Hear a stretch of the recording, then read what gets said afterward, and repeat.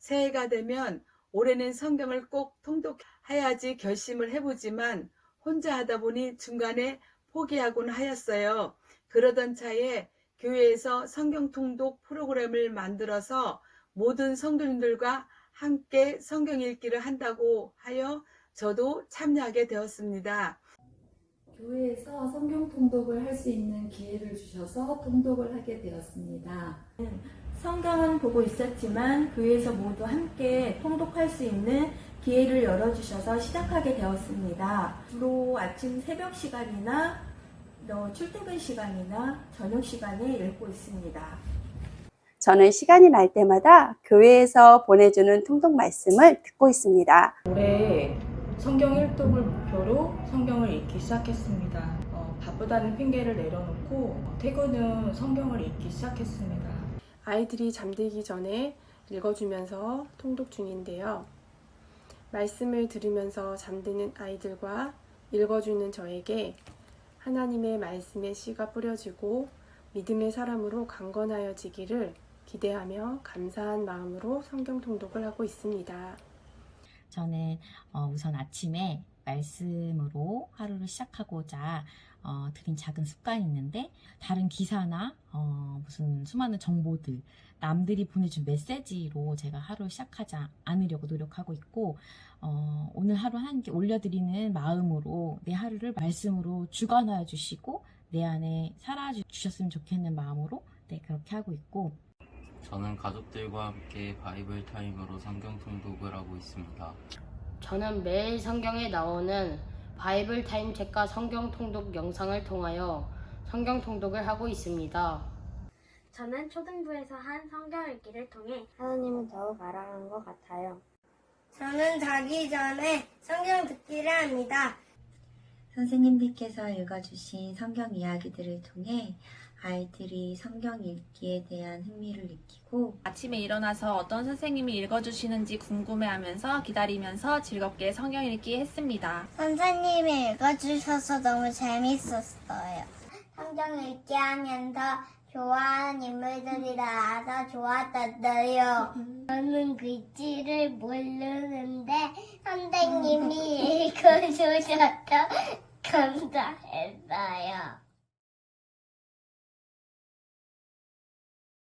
새벽 시간, 가족이 없는 시간, 주로 가정에서 성경 낭독을 들으며 성경책과 같이 통독할 때가 가장 은혜가 되었습니다. 이번 성경 읽기는 무작정 읽어나가는 것이 아니라 성경을 권별로 읽은 후에 읽은 내용을 목사님께서 다시 설명을 해주시니 성경을 이해하는 데 도움이 많이 되었습니다.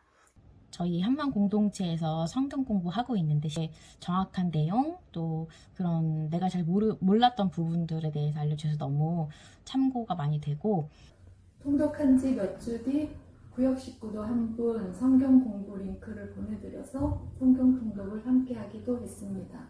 읽기를 통해서 많은 은혜를 받다 보니 친정 동생들과 직장 동료에게도 권면을 하고 함께 읽으니 저도 포기하지 않고 계속 읽게 되고, 혼자서 통독을 하다가 실패했던 적이 있었는데 아이들과 함께 읽으면서 그런 고비들을 많이 넘길 수 있었습니다. 말씀을 읽으면 설교 말씀이 잘 들어오고 내가 만든 하나님이 아니라 말씀이 증거하시는 하나님을 만나게 됩니다. 그렇게 훈련된 성경 읽기 속에서 말씀을 보며 말씀이 육신이 되어 이 땅 가운데 오신 예수님을 묵상하게 되었습니다. 꼭 너를 구원하고 싶다. 너와 만나고 싶다. 그 삼위 하나님의 열심과 그 사랑이 고스란히 전해지는 은혜가 되는 시간이었습니다. 통독을 통해 하나님께서는 저를 끊임없이 사랑하시고 늘 저와 함께 하시며 마지막 때에 저를 환영하시는 주님의 입맞춤을 기대하게 하십니다. 힘들고 변함없는 환경 속에서도 나의 마음에 자유함을 주시고 믿음으로 승리하는 삶으로 인도하십니다.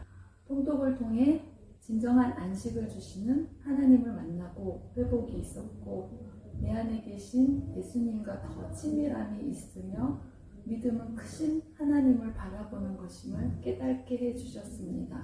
개인적으로 제일 큰 유익이 있다면 하나님의 마음을 많이 이해하게 되었고 또 하나님과 더 가까워지고 있다라는 생각을 하게 됩니다.